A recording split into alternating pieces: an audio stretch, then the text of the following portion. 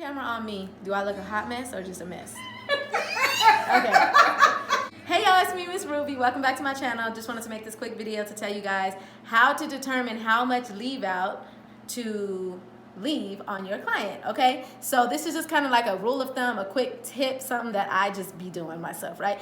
A lot of times you see a thick head of hair and you think like, oh, I don't really have to leave that much hair out. Or maybe you see thin hair and you think that you have to leave a whole bunch out. But the easiest way to determine is take a comb that is of color. I have an orange one right now. Stick it underneath the hair.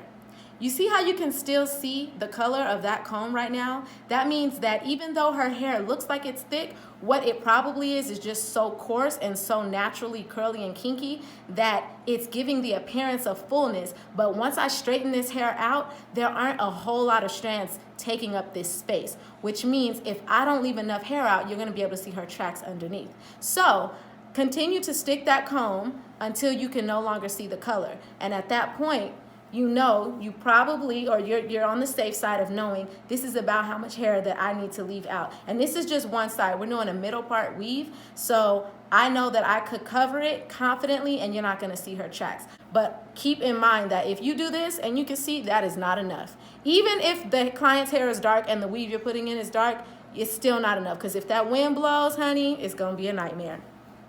So yeah, that's all I wanted to share with you guys. God bless you. Have a great day. Let me know